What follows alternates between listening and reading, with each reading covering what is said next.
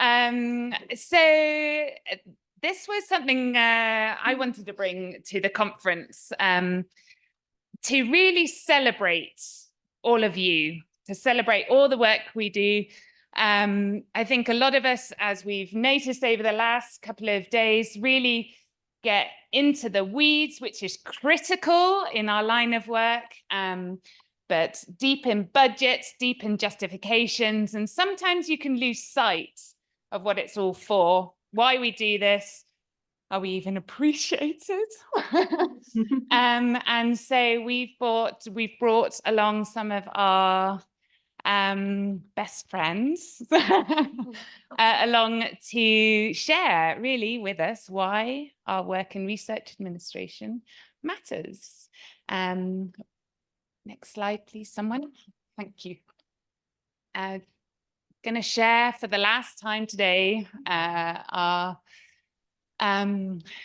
gracious acknowledgement of the land that we are situated on.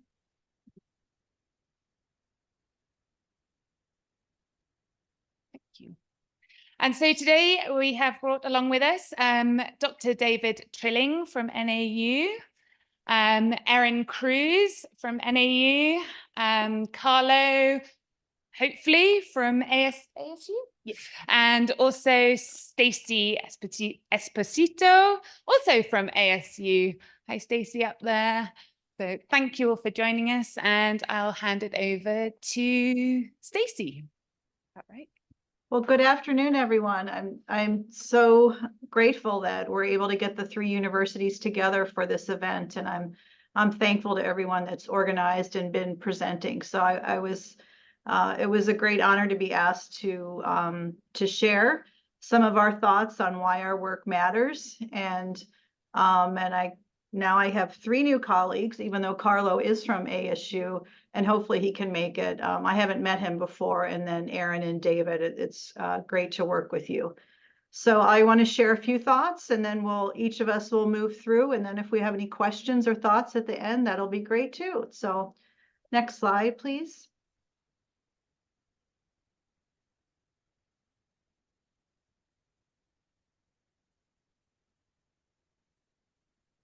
And the next slide.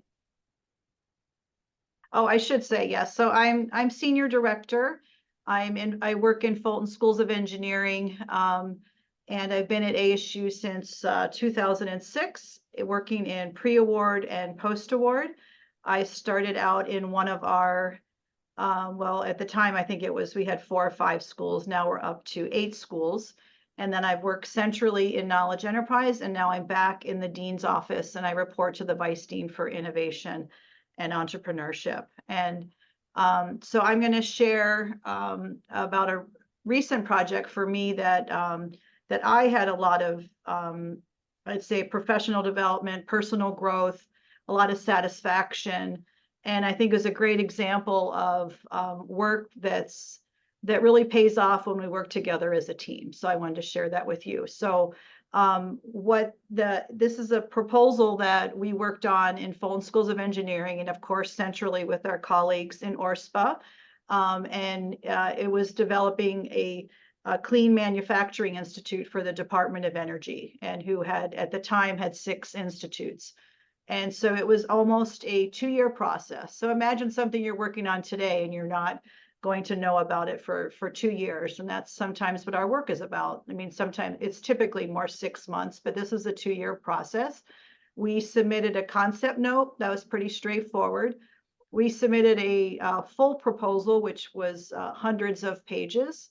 Then Department of Energy came back and asked us to write a 30-page response, and then more questions in a 10-page response. So at that point, we were narrowed down to 3 teams in the country, and we went to Department of Energy in DC. 8 of us were allowed in the interview room that lasted, it felt like about 10 or 15 hours, but it was about 5 hours. We went to ASU, as you may know, has an office building in DC. So we went there and practiced in advance with other colleagues that would grill us on potential questions.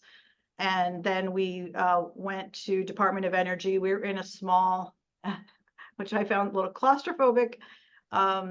Conference room there were 8 of us on our team, and there were probably 8 people from DOE, but then other people would come into the room during the course of that time. So maybe 12 to 15 people.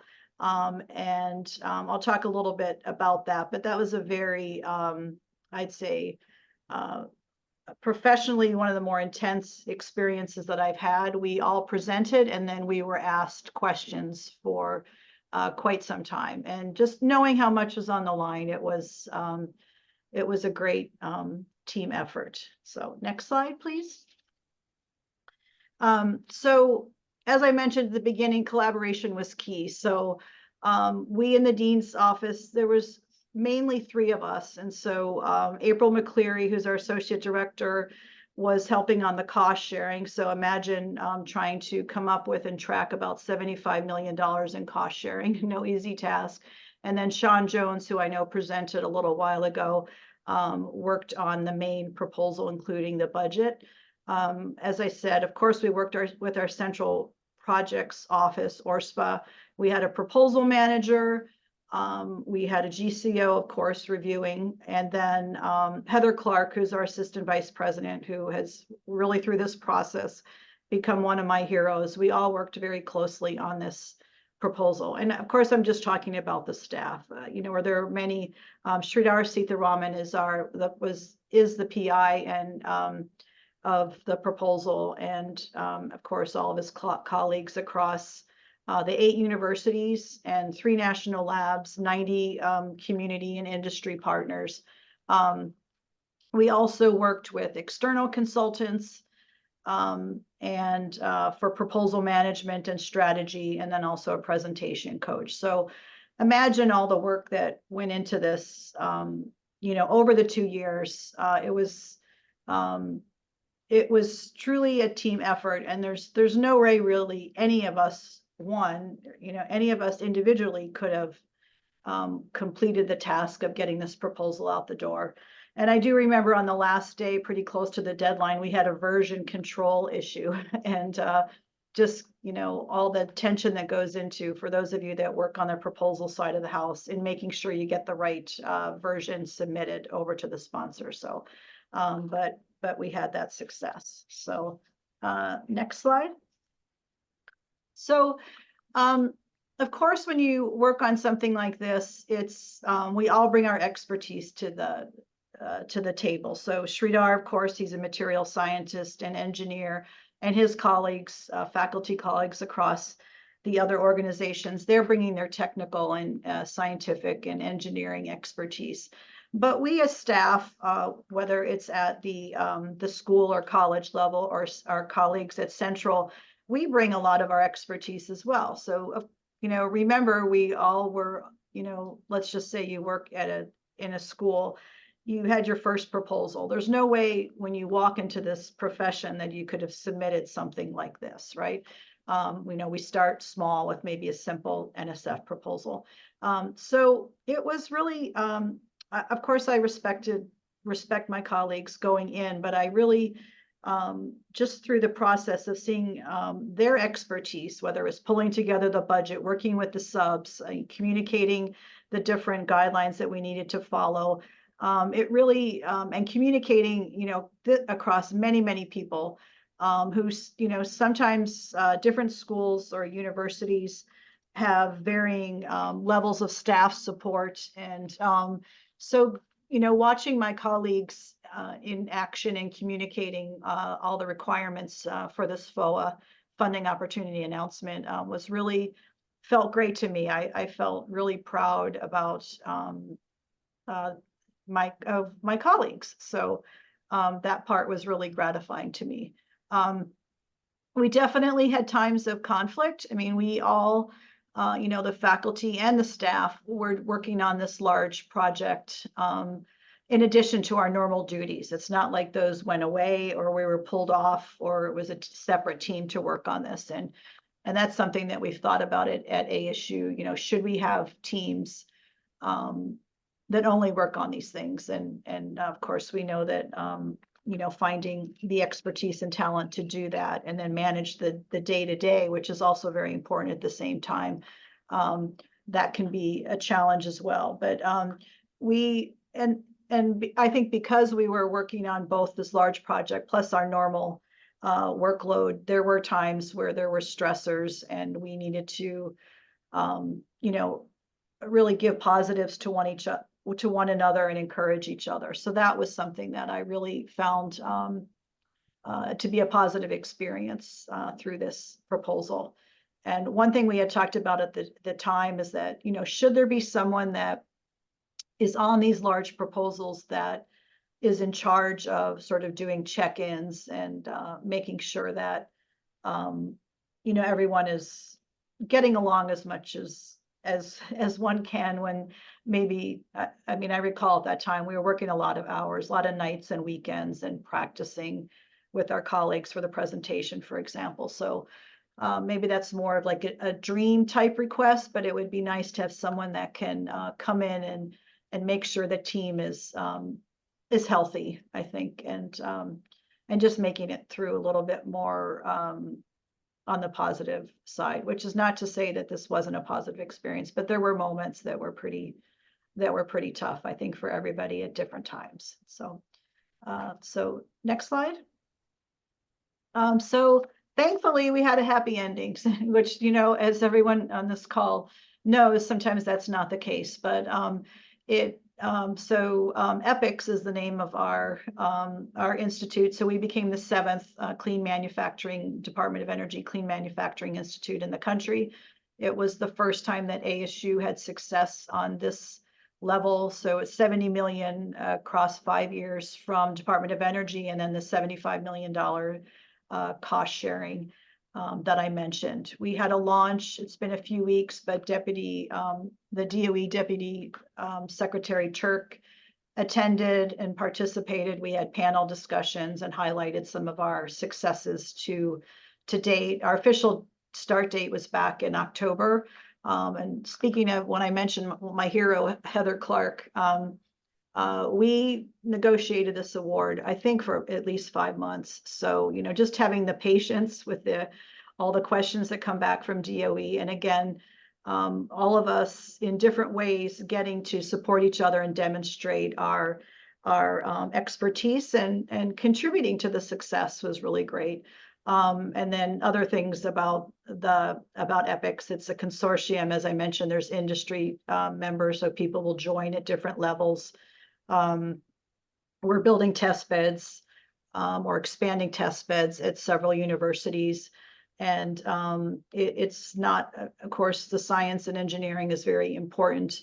But in addition to that, the things that are learned through this institute will be used to build up the workforce, whether it's, training new people in the workforce or reskilling people. And then we had a significant and well-reviewed DEIA plan. So we talk a lot, and we already have projects underway that are supporting communities in the U.S. that have either been underserved or misserved by pollution based on different industry practices. So there's our website if anyone has any interest in that. So next slide, and I'll just wrap it up with some of my personal accomplishments. Now, of course, being a research administrator, my role, as I view it, is in service to others, whether it's in service to the faculty to help to move their ideas forward and manage them well once, if and when they're awarded,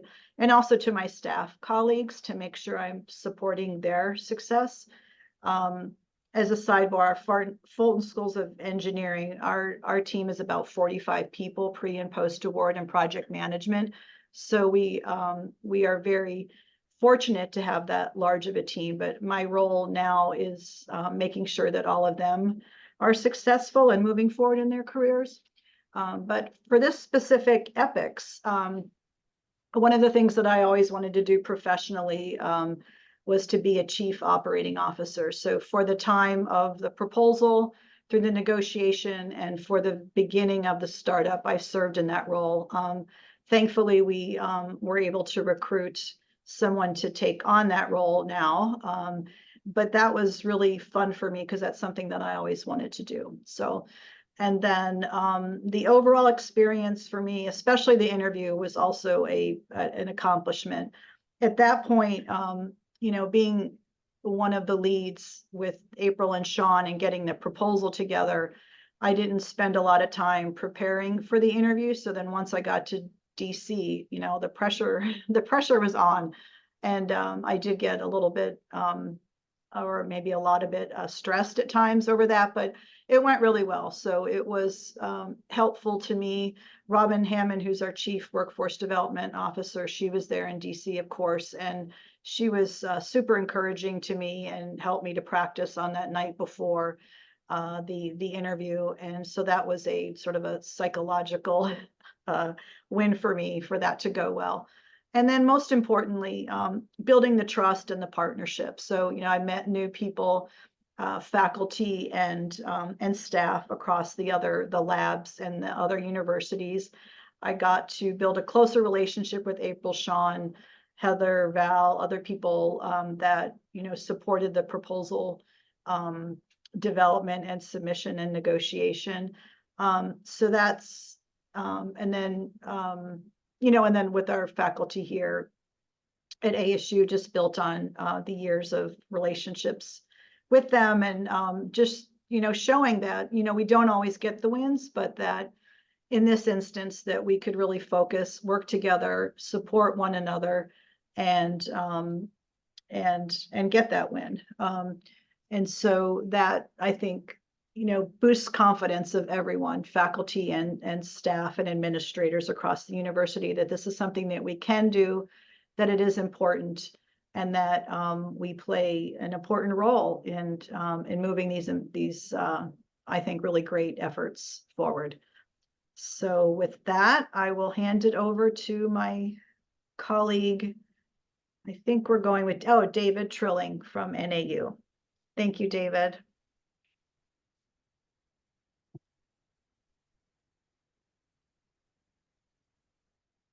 Thank you. You can hear me. Tom can hear me. Thank you, Stacy. I'm David Trilling. Thank you, everyone, for being here. Thank you, Nikki, for inviting me to present. Thank you for all the work you're doing. Thank you for staying to the end of the last day of what surely has been an intense meeting. That's me. I'm David Trilling. I'm a professor of astronomy here at NAU. Try not to point anybody's eyes out with the laser. Okay, cool. Let me tell you briefly about astronomy and planetary science at NAU. These are beautiful pictures of things that we do: lab work, field work, telescopes. We write about 50 proposals a year, which are mostly standard RNA proposals like NASA, NSF, and so on. But we have some oddballs, and I'm going to talk about an oddball today, and it's why your work matters. That's why we're here. Okay. Sorry, can you make Stacy's face smaller? Sorry, Stacy. There'll be a quiz on this at the end. So this is the Hubble Space Telescope on the left side and the James Webb Space Telescope on the right side. These are the two premier observatories that humans have ever built. They're the most powerful telescopes ever. And we write a lot of proposals. And so I want to tell you a little bit about how that works. But it's the end of the last day, so we should probably play a game, right? It's the game of life. But it's not just the game of life, it's the game of the Space Telescope Science Institute, which is the entity that runs the Hubble Space Telescope and the James Webb Space Telescope. And I just want to point out, if you've ever played the game of life, or if you haven't, you should go play. It's gripping. That you can spin to win, which also means you can spin to lose. And there's instant setup and easy play, and you'll see how that comes into the story that we're going to tell here. Okay, so we write here's how the game works. Here are the rules, or maybe it's more like a play-by-play. You write a fabulous science proposal. Move ahead one space. Okay. Then you wait 6 months. Lose turn.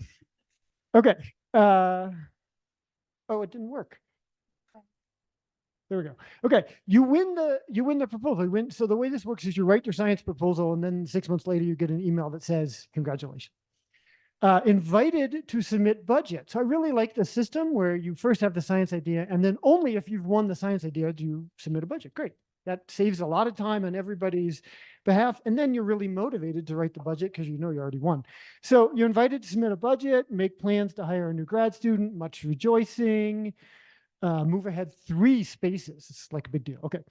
You use the terrible budget form required by the sponsor, move back 1 space, and you lose your turn because you've wasted so much time with this terrible budget form. I see some nodding heads in the room. Okay. Then you wait 4 months and you lose another turn. Okay. And by the way, you were making plans to hire this new grad student. That is like ancient history. The student has moved on and they're doing something else. Okay. Then you get the award announcement and your budget is cut by 75%. No kidding. That happened to us just last month, I think. Okay, so move ahead 1 space because you got some money, and then you move back like 5 or maybe 10 spaces because this is like ridiculous how you're supposed to do the work if you got cut by 75%. And then you submit a revised budget using the same terrible form, and you move ahead 1 space. And do I have another run? Yeah. Then your budget approved, onward to science, move ahead 1 space if you can stand it because you're so exhausted from dealing with all this stuff. Okay, so that's how the game of Space Telescope Science Institute is played. And we're idiots because we play this game all the time. Next year, we'll do it again all over. Okay, so what makes all this back and forth work? Well, an easy collegial relationship with our OSP, right? If we did not have a good relationship, the game would not be fun. So what would otherwise be a painful and disappointing process is instead something we can easily work through. Thank you, any of you OSP people. And we laugh about it. Okay, so I'm almost done here. One thing we try to do, actually, Nikki, you and I were just talking about this. We try to find the opportunity to visit with our OSP team when there are no deadlines. Now, if you can find a time when there's no deadlines, that's pretty rare. But Nikki used to live around the corner from me. Now she moved up and doesn't live in our neighborhood anymore. But we would see each other on the trail all the time, commuting, you're walking the dog, whatever. Hi, how's it going? How was your day? Nice to see you. That makes all this other stuff work.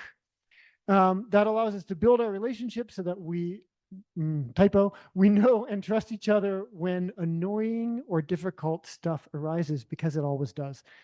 And that brings us to the theme of this meeting: connection, collaboration, cohesion. Here we are. I just told you why it's important. You already knew that. That's what makes all this possible, and it's why your work matters. So thank you all very much.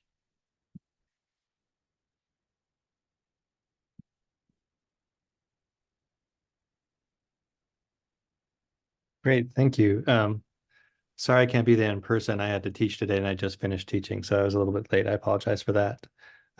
Is there somebody who can advance slides for me? Great. So these are, I'm Carlo Maley. I'm from ASU. I'm the director of the Arizona Cancer Evolution Center, and I'll talk a little bit about how we got to that slide. And actually, yeah, stay on this one. One of the things my postdoc mentor taught me was that good collaborations are based on shared goals and shared credit. The other thing that we've learned we do in our groups is we try to address the needs of the team members and recognize that people are under different pressures. So for example, we try to make sure that our junior faculty are getting the senior position on papers so they get recognition, because the senior scientists don't really need it, and make sure that postdocs are set up well to get, to make their best application for faculty positions and things like that. The other thing that we do is work with people you like. And one of the people in the center worked for the Exploratorium in San Francisco for 30 years. Her name is Pam Winfrey. And she had a saying when she was there at the Exploratorium, which is, never hire a known asshole because some get through anyway. We take that to heart. Yeah, we take that to heart. We work with people that we enjoy working with, and I'd rather work with the second best person who's a nice person to work with than the first best person, the best person who is not pleasant to work with, because it just spoils the entire morale of the team, and people don't want to go to work anymore and stuff if you have those kinds of conflicts. We also do decisions by consensus, and this actually gets to the middle point about addressing the needs of the team members. If you make decisions by consensus, that by default, you're addressing the needs that come up to make sure that everybody's happy and healthy and taken care of. Okay, we can go to the next slide. So as I mentioned, I'm the director of the Arizona Cancer Evolution Center, which is actually a collaboration of 11 institutions, including NAU. And a bunch of different units across ASU. And so it was a heavy lift for the grant support people to get all of this in, but it was successful, and it's been a wonderful experience to do this. I guess next slide. And part of the Arizona Cancer Evolution Center was actually a bunch of collaborations with artists. So this is fairly unusual in science, but we team up with artists, and we take those principles of collaboration to heart, in the sense that we include the artists as part of our teams, not just use them as instruments to advertise our science, but we actually we collaborate with artists who are interested in the science, and so they join our lab meetings, they learn the science, we take their ideas into consideration, because they often have creative and ideas that are not coming from the main disciplines of the work, and we get to participate in doing the art as well, which the scientists find really fulfilling. And so we've done a podcast, we've done this sort of sparkly part down here is from a video artist that actually use game engines to do simulations of art, and then they can take a movie of it. And that movie won 3 awards at art science competitions. We have a cactus garden illustrating evolution of cancer in cacti. And we've worked with a ceramicist, you can see up the upper right hand, and we worked on a music project where we represent the evolution of cancer in music. So these collaborations go beyond just interdisciplinary within science to these art projects. Go ahead. Next slide, please. So this the Arizona Cancer Evolution Center is an NIH U54 grant. So that was $8 million of direct costs over 5 years. So a large grant. We started the development project back in 2015. We got the grant in 2018. So it was a 3-year process with 3 submissions to in some cases, different RFAs. You saw those subcontracts. There's 9 subcontracts, 3 of them in Europe. And I think this also points to a lot of our future, that it's actually quite easy to collaborate with people across the world now that most of our science is organized through Zoom meetings and collaboration platforms like Slack and Google Drive and Google Docs.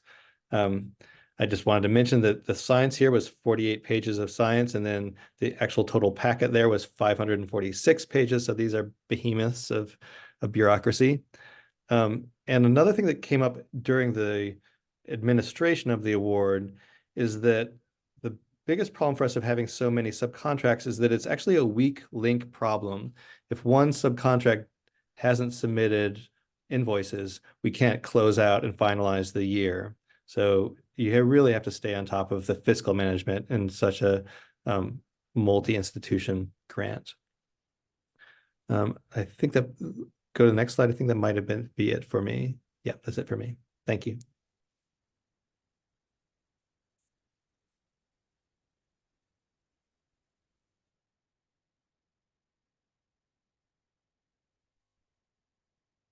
Good afternoon. How are we doing? Got a few more minutes in you? Okay, great. Thank you so much. It's really an honor to be presenting to all of you who enable us to make this work happen. And I like to think that you all in pre and post award have almost a better finger on the pulse of what's happening at your universities than anyone else, because trying to capture the research and the service activities that are happening across the university it's a monumental task. We're trying to do it for just our piece of service, and everyone you talk to is out doing amazing things, but you get to see it all. And so you have such a unique place in the university. So hopefully you enjoy that and feel that. My name is Erin Kruse. I'm with the Center for Service and Volunteerism here at NAU.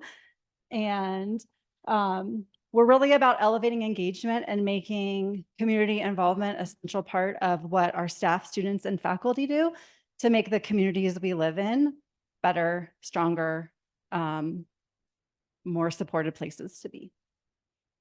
So our mission and vision is to enrich lives and strengthen communities through service and volunteerism. And I'm not going to read all that, but we do that through community collaboration. So all of the programs that we run are by design involved with community partnership. We are an intermediary across the board. So we're about connecting agencies and their needs and finding the people to go fill those needs so that they can meet their missions. Even though we are very fortunate to sit here in Flagstaff, we are statewide. So you can see where we have programming across the state. We work with, that's the old number. It's probably closer to 280 partners, mostly nonprofits, city and county governments, and healthcare agencies. And last year, we supported almost 1,900 people in service, either folks that were enrolled in our programs as members and volunteers, or people that they in turn engaged and recruited to volunteer.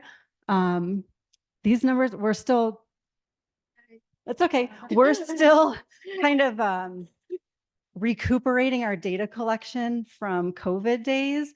So I know we supported way more than 24,000 people, but that's the data we were able to collect. So You should be able to know. okay. We're very focused on AmeriCorps programming. How many of you work with AmeriCorps programs at your universities? Yeah, lots of heads nodding. So we have those are a lot of our eggs are in one basket, I could say. But we do have 5 separate funders. We have 11 awards. We're small. We're under $5 million, but a lot of awards within that. And the collaboration that we have with OSP, we obviously couldn't do our work without them. And as I sat and talked to my team, collaborated with my team and said, well, what if you were standing up here today, what would you say? And these are the things that they wanted me to share with you. Support without roadblocks, right? You mentioned bureaucracy, federal programs operating in the state agency. It feels like every time you turn around, someone's trying to block your progress rather than saying, how can we make this happen? How can we work with you? What do we need to do to get to a yes? It feels like, oh, another policy, another procedure. And so working with OSP, they have been amazing to help sort of break those down and get to a yes, get to how can we make this happen as, you know, with as least obstruction as possible and still make sure we're doing everything by the book. So that's something that we have really appreciated. Excellence. I'll just say NAU has spent a lot of time centralizing services. You may have been experiencing that at your own universities. I think OSP is the top-notch example that all of our shared services should look to as a way to operate. As customers, we feel like we're customers and not a problem to be dealt with, which is how you want to feel when you're working in a collaborative space, right? Another way that OSP has been really supportive for us is waivers. Again, we're small. We're trying to do really good work in the community without any local support from the university. And the way that NAU has supported us through the advocacy of Nikki and Tom and the staff here is to help get some indirect cost waivers through so that we actually can take the most amount of the funds from those grants and turn them back into the community for supporting our seniors and children in schools and those kind of great programs that we run. And responsive and knowledgeable. One of the things that's been great, we have one member right now of our OSP team who's a former AmeriCorps member and ran AmeriCorps programs. So having someone come in that knew the platform and the system and could say, oh, yeah, I don't like e-grants either, but at least I know how to navigate it has been huge. And then the rest of the team being willing to come on board.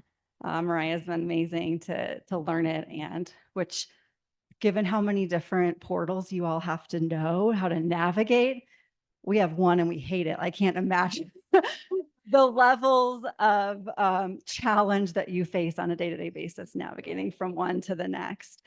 And then another one of our previous team members was also an AmeriCorps member. So that was great because they were invested and understood the work on the ground and could translate that back to the team in meaningful ways. And so pre-award, fantastic, helping us get those proposals through, and post-award, making sure that we get our reports done on time, our drawdowns done, and deal with all the financial challenges that come our way when the agencies make changes, has really been outstanding. So thank you to our team here at NAU. Thank you to all of you who do that similar work statewide. Hopefully you know that you can go home at the end of the day and the work that you're doing is enabling this incredible research that's changing lives and service that's making a difference in your community. So thank you. I think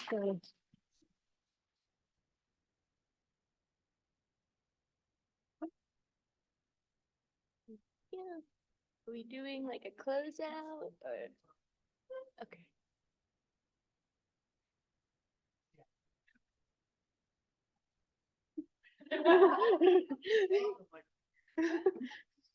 Thank you. Thanks for taking us over the goal line. Thank you for your honesty. Cameras. Yeah. Hi. Thanks, Doc, online. And thanks to all of you for being here. I can't wait till the next one. I don't even want to wait a year. So there's a subcommittee meeting right after this one for any of you who want to get together. But anyway, heartfelt thanks to every single person in this room, faculty, staff involved. It's been a terrific 2 days. I'm exhausted. I hope you all are as well. We have proposal deadlines, Ivan reporting deadlines. Are we good? Can we go home today? Good. We're going to go home. All of you who drive, please be safe. Now, we don't need any accidents or anything like that on the way. Thanks for spending your time, sharing, being yourselves. It's been wonderful. Great to meet all of you. Have a great one. Thanks.